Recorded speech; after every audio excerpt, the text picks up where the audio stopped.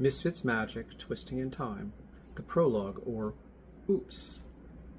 It was an inappropriately nice spring day when a skeleton and a black cat stood atop a small hill near a bank of tall, swishing maple trees, staring at a pile of stones marking the grave of a dear friend. "I can't believe Mrs. Wickett's gone," Bones the skeleton said, his eyes looking as sad as two holes could look.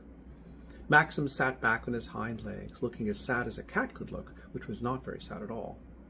"I can't say I didn't warn all of you. This isn't a good time, for I told you so's.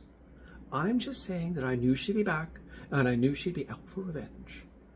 Bones adjusted one of the stones in the pile to make it stand up higher. "Well, if you didn't cry wolf all the time, perhaps we'd have listened to you." "I don't cry, I hiss. Cats meow. I'm not a cat." Bones rolled his invisible eyes, and when he was satisfied that the rocks forming the grave marker were arranged as best they could be, the two left the hill and entered a small path leading into a forest. The bushes and shrubs around them were tipped with green, and a few were sporting tiny white flowers. Bones plucked one and lifted it to his nose hole. "You can't smell, remember?" Maxim scolded. "I like to pretend I can. It lifts my spirits." Bones tossed the flower, and Maxim bounded after it, catching it in his mouth. "And you say you're not a cat," Bones teased. Maxim spat the flower out. "Don't throw things. I always make a fool of myself. It's terribly embarrassing." After following the path a few hundred feet into the forest, the odd little pair came upon the ruins of what was once their home with Val and Mrs. Wickett.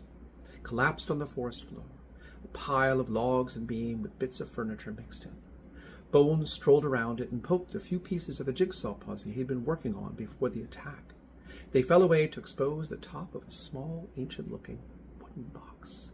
He pulled it out, undid a little brass latch, lifted the lid, and gasped with delight as he extracted an ornately decorated brass tube the size of a cigar with an eyepiece on one end.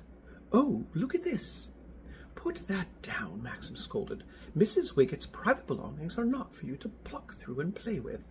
Bones ignored him and looked through the eye-hole. His body went stiff. "This can't be."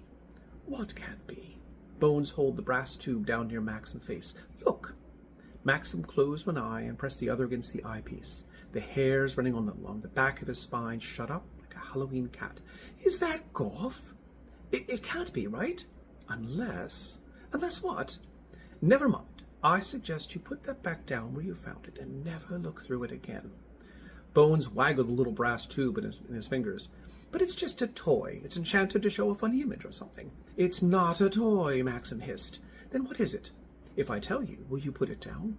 "I suppose that depends on what you say. If you say it's just a toy, then it's a time